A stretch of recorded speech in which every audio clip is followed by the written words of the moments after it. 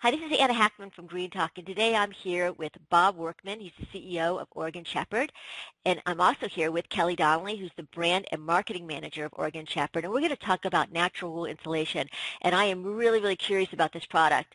So we're going to get right into the PowerPoint. What Bob and Kelly have supplied to me is a PowerPoint. I'm videotaping the PowerPoint with the interview as well as doing a podcast. So listeners and readers and viewers, if I tend to tell you a little bit more detail about what the slides are, it's for our podcast listeners. Welcome, Bob and Kelly, to the Green Talk podcast. I am really excited about this product. You know, there's a lot of insulations out there, a lot of non-natural insulations out there. And when I saw your product in an expo last year, I was very curious. And how do you get involved in making natural wool insulation? What's the passion behind Oregon Shepherd? The company was actually founded back in 2003 by two Oregon sheep farmers. In 2006, after a couple of years of investigating and marketing some various wool products, they began to look seriously at wool as an insulation, which is not common. It's in the United States at least. They began importing in 2006 a wool batting insulation from New Zealand. It's very expensive. They contacted me in 2009, and I came on board with the task of creating a process system by which to manufacture the wool batting here in the United States with U.S. wool, because that was the passion behind the company, was to expand the market for wool to enhance that market for sheep growers. After a couple of months of engineering design, it became apparent that it was going to be very expensive to manufacture the batting here, probably as expensive as importing it from New Zealand. But we came up with the concept of loose insulation, which we felt there was a void in the marketplace, in the natural products at least, and would be less expensive to manufacture. So we began working on the formulation in 2009 and actually came up with the final product and began production in spring of 2010. Since then, it's grown exponentially every month. So let's go through like your first slide. And on your first slide, you go through what is natural wool insulation. So tell us a little bit about that. Well, one of the tasks that they gave me, I'm a process engineer, actually, and they not only wanted wool insulation, but they wanted it 100% natural, which the batted products are not, because of the loft and the rigidity of the blocks that are required for the batting. Some other materials have to be incorporated into that. Such as, Bob, such as what? Some companies use polyester fiber, some use a spray polyester, several different things other than 100% natural. So that was the rest of the tasking, was not only to produce some type of wool insulation, but that it be 100% natural. And it also says that it emits no VOCs, it's recyclable, sustainable. Tell me a little bit about that as well. All the natural insulations, including cellulose, cotton, wool, use some form of the boron molecule, borate, boric acid, some boron derivative to provide fire and vermin resistance to the material. We use a specific boron molecule that, when combined with an animal protein, a liquid animal protein, actually creates a chemical bond of the boron onto the wool protein chain at the molecular level. So rather than spraying borate, boron particles with a petrochemical onto a fiber, be it wool, cotton, or cellulose, and sticking it, gluing it on, we actually bond it to the protein fiber in the wool. Now, I'm on your second slide, which is your Permabat, which you looks like is a trademarked type of mesh to retain a loose fill insulation. Tell us a little bit about that, and I'm going to come back to you on your borate because I'd like to know a little bit more about the animal protein. I know that's later on in your slides. Tell me a little bit about your Ultra Mesh. How do you keep it in the framing? It's the mesh is stapled onto the face of the framing. It's a very similar process to the cellulose blown-in process for vertical applications. So the mesh is stretched, or the net, across the face of the framing, stapled on, and the insulation is blown between the mesh and the exterior sheathing. Now, does that mean that this is only for open cavity? Like you can't blow it in like in cellulose, they put the small hole in and they can blow it in? Yeah, exactly the same process. So does that mean it's only open cavity? It can go in open cavity, sure. No, but what I'm trying to get at is that is this for retrofitting or is it for new construction? Either one. You can either make wall penetrations if it's a retrofit application, just like cellulose, where you would drill a 2 or 3 inch hole, top, bottom, or middle, and blow the material into the wall that doesn't have insulation in it. Or the netting can be stapled over the face of studs if the interior framing is exposed. Now, with wool, well, actually with cellulose, one of the issues that I've heard about is, and actually I had it in my own house, is that it kind of settles, so that you sometimes have you have open air pockets that you didn't want before. Most of the cellulose manufacturers recommend topping off any cavity, be it vertical or horizontal, that's insulated with cellulose once every 7 years. Which would, in the case of a finished product, would require you to re-drill some holes at the top of the stud cavities and refill them. So is this the case with your wool as well? No, the wool protein fiber has what's known as plastic fiber memory. That means that every individual fiber wants to remain in the shape that it was when it was on the sheep.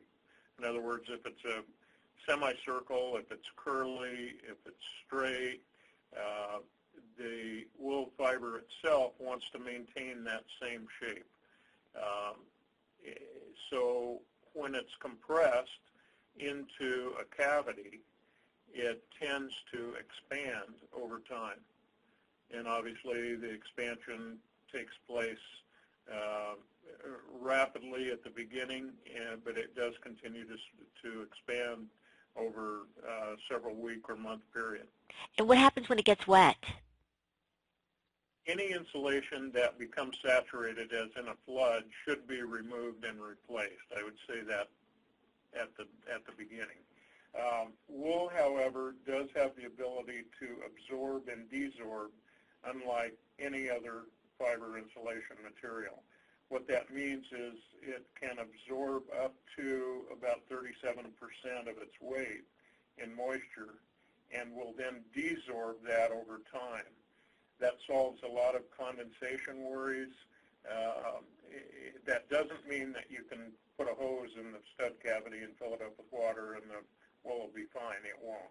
It must be replaced if it becomes saturated, but it can absorb up to 37% of its weight. So it's kind of like a breathable wall. It is.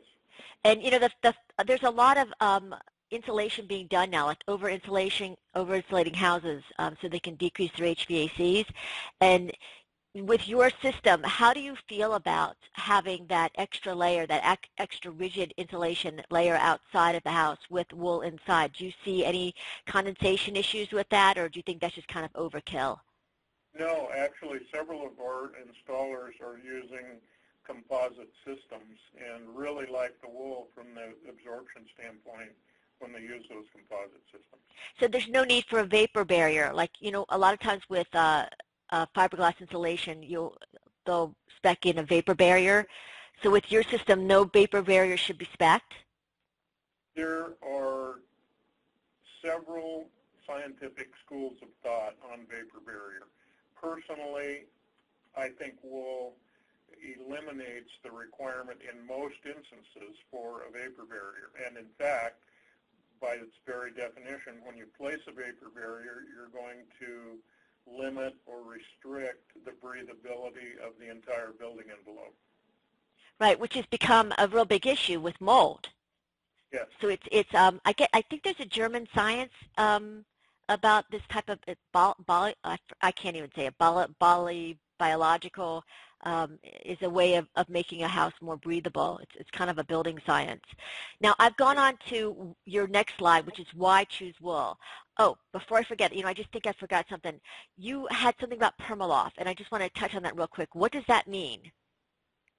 Permaloft is the same insulation material as Permabat. We have the two different products in that Permaloft is used typically in horizontal application. Permabat is used in vertical application.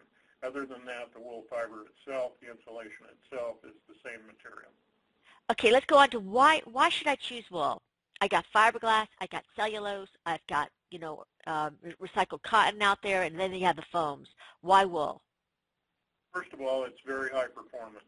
In a given, at recommended densities of installation, at a given R value, or at a given thickness, wool is about 10% higher performance purely in the thermal insulation category than fiberglass or cellulose. So the first is performance. Second, it absolutely has zero VOC emissions, which is very important to most people.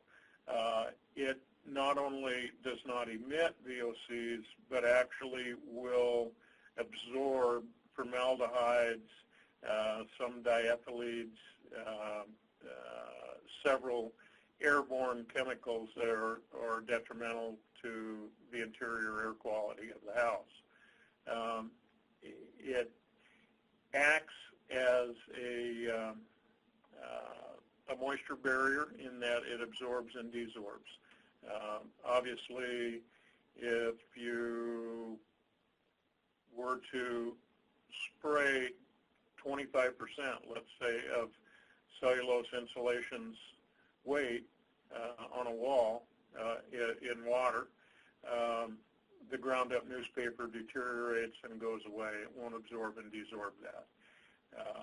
It's certainly a lot easier, more user-friendly to install, therefore really lends itself to the do-it-yourselfer.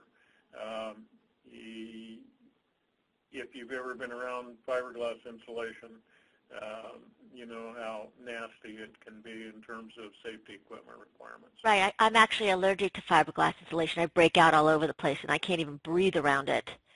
So I wheeze uncontrollably. But the question I have about wool, like there are other environmental considerations besides, the benefits of what it does in your house. What concerns me, and I'm sure a lot of I'm having trouble with that word, environmentalists would, first thoughts would be the sheep. How are they sheared? Are they sheared ethically? Are they, wool has gotten that nasty reputation of that sheep are just kind of like cows. They're just used in a not healthy way. And that's my question about how do you guys shear your sheep? Well, we don't actually shear. We don't have any sheep. We buy the wool in bags, but the farmers that raise sheep that produce wool are obviously, the animal is very important to them. Sheep have become very valuable over the last year or two, so they take really good care of them. Sheep are not injured at all in the shearing process. It's no different than getting a haircut. Right, but do you know if they're like, I don't know enough about the sheep industry, but I know like just taking cows, for instance, they're kind of in a factory farm situation, which has been very unhealthy for cows. So do you know enough about how your sheep are taken care of, or you're just kind of relying on the farmers that you know that they're okay? Well, we rely on the farmers to provide us with um, the wool in what's called a fleece. Uh, but sheep are, and I'm not sure what you're referring to with cows. Sheep are typically free-ranged.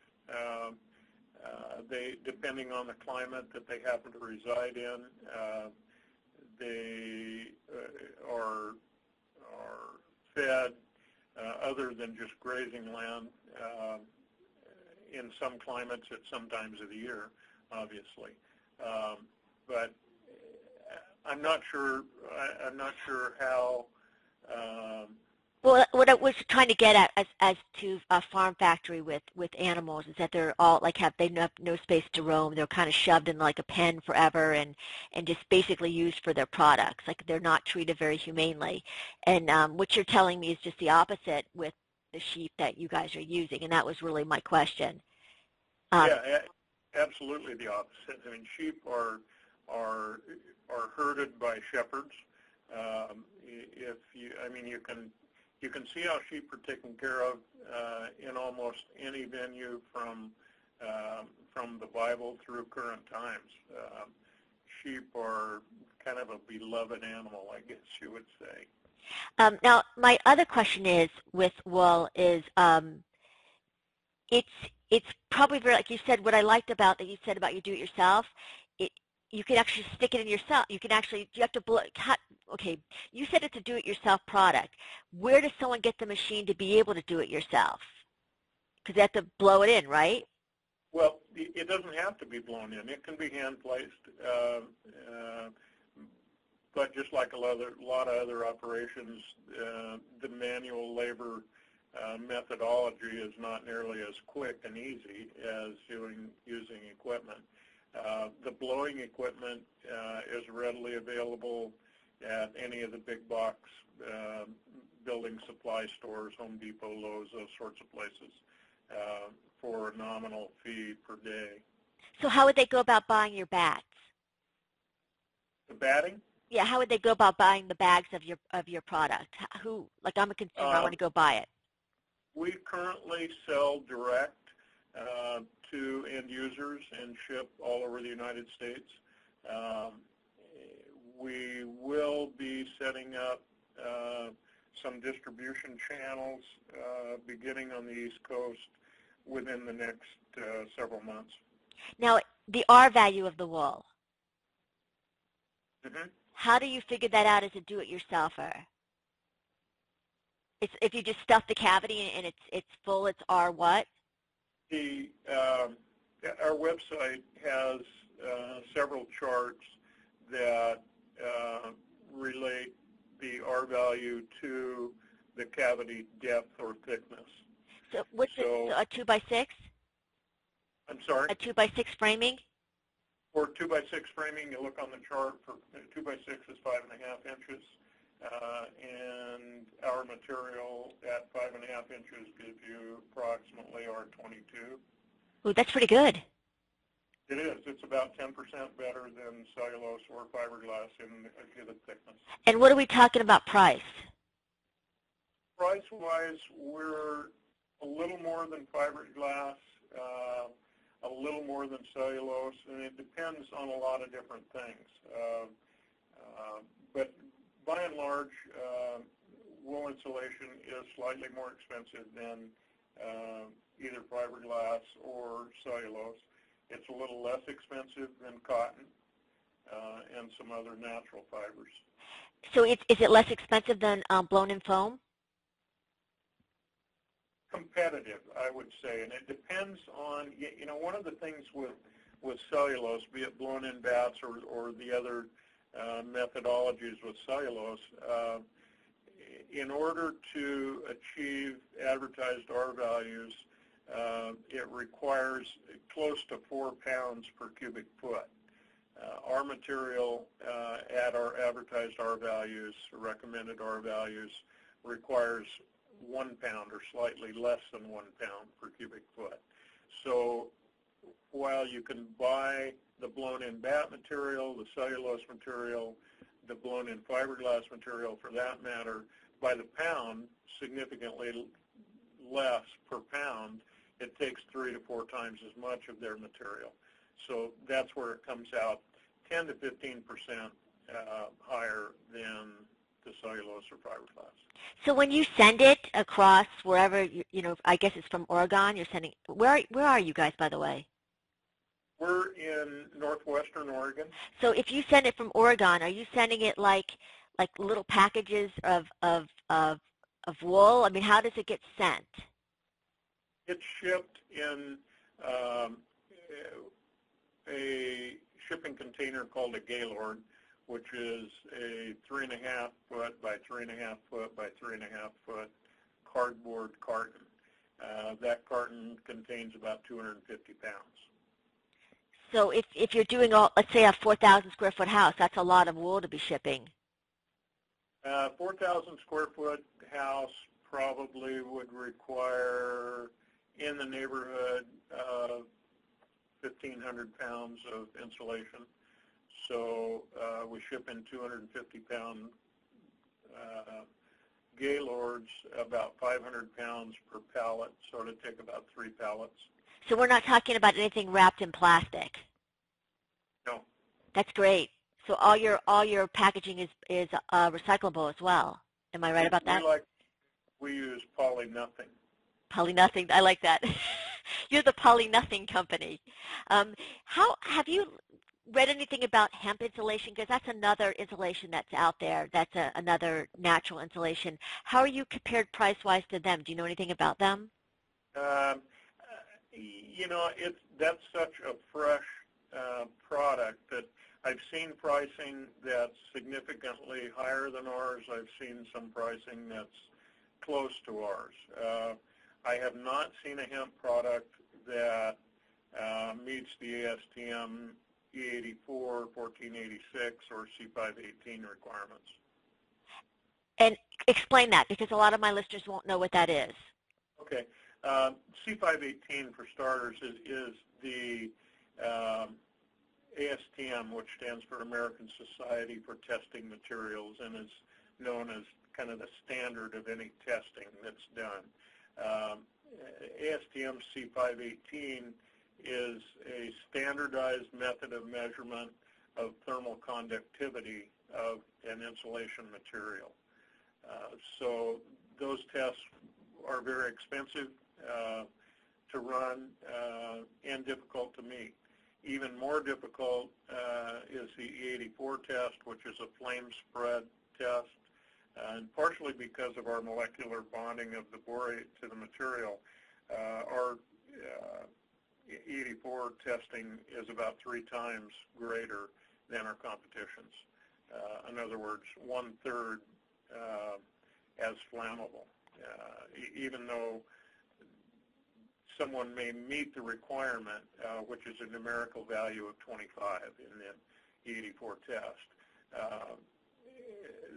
that means it passes a Class A fire rating. Our empirical value is 15, which is significantly better. Right. Wool has always been known as a naturally inherent fireproof material, and that's one of the reasons that I was so interested in your product. And I'm actually on your unique treatment process slide right now, and we talked a little bit already about the boron molecule derivative. You've spoken about it, but you mentioned in our past conversation about a liquid animal protein, and I was like, what is a liquid animal protein, and how are you getting this liquid animal protein? What is it? Yes. How are you getting it? Like how are you getting it, and where's it coming from? From a commercial distiller, actually. It's a proprietary solution that includes disodium octaborate tetrahydrate, as well as the liquid animal protein. It's all 100% natural. even though the disodium octaborate tetrahydrate name conjures up some chemical somewhere, it is actually a derivative of the boron molecule, which is a naturally occurring element that's mined from the ground. The borate molecule is mixed at very specific temperatures, solution rates with the animal proteins.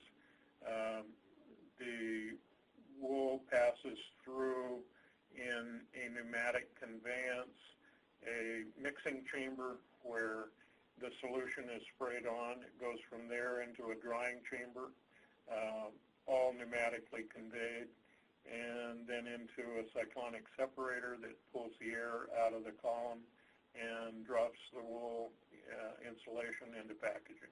Now, the liquid animal protein, is that a leftover from dead animals? I mean, when I hear the word... No, it's from live animals. It's from live animals? Right. I'm conjuring up all these things in my head right now about liquid animal. What does that mean? I know it's proprietary, but it doesn't harm the animals, right? I mean, it's just No, not at all. Can you see what I'm envisioning when you're saying it's coming from a live animal? Mm-hmm. I guess that's a discussion into itself. Just as a side note, I was just going to bring this up to you. I don't know if any vegans have come up to you and said, I can't use this insulation because it's coming from an animal. Have you ever had that discussion? Have not, ever. Well, I'm just tipping you off just in case that you heard it from me first, that a vegan may say, I'm not doing this. They won't use any animal products. Well, wool comes from animals, so if they can't use animal products in their house, then they can't use our material. Right. So let's sum up. I mean, this has been a great conversation. I'm trying to get this last slide up, and for some reason it doesn't want to come up. Let me just play with this a second. You have all the benefits here on the last slide. So let's just go through it again quickly. Why do I want to use wool? Why you and not the competitor? Well, I think that pretty well lays it out. It's 100% natural, sustainable, certainly renewable. It's recyclable, meets all the ASTM building standards. We are, by the way, I believe the only wool insulation that is registered and approved for use as an insulation in the state of California, which, as you know, probably has the most rigid EPA requirements. It's very high performance, gives off no VOCs, in fact absorbs chemicals from the air in your house. It's very user-friendly, easy to install without safety equipment, naturally resists fire and vermin, but is treated for additional enhanced resistance, and is definitely the oldest installation known to man. You know, the one thing that I forgot to ask you about when you just mentioned vermin is I would think that mice would love wool. So the borate in it makes mice leave? That's correct. Which is great because I have cotton insulation in certain places, and I think they're having a heyday over there, but I don't know. You know, they're going like they can nest there. Because I thought of moths and vermin, and I guess the borate is going to be stopping both of those two. That's correct. Insights. Now, what's the future for this company? What do you see? You've been aboard, what, 2 years? What do you see where you're going with this company? Well, we have no plans for sale of the company or merger or acquisitions. We intend to continue to grow the company and become a major player in what in 2010 was about an $8 billion a year insulation industry. Now, if somebody says, I love your idea, you know, I'd love you to ship me the wool, I just don't want to be involved with the person spraying it. Do you have on your website, like, people that have used your product and you guys know have done a good job? I don't know if you would even know that. So that they can look for, like, someone to actually do it that's like not a distributor, but somebody who actually does the work for it, with it? We have just recently, over the past 30 days, actually, rolled out a preferred installer program. We currently only have a few installers selected. We're very, very picky. We don't select multiple installers in small geographic areas. Typical metropolitan area, we may have 2 or 3 at the most. But that program is in its infancy. Within, I'd say by midsummer, we will have a posting on our website of local installers. Now, you also mentioned that you're looking into having more distribution out east. Are you looking also to increase your distribution, like in the south, and like more points so there's less traveling? Is that something in the future for distribution? Sure. Believe it or not, our highest state for sales is the state of Virginia. Really? Why?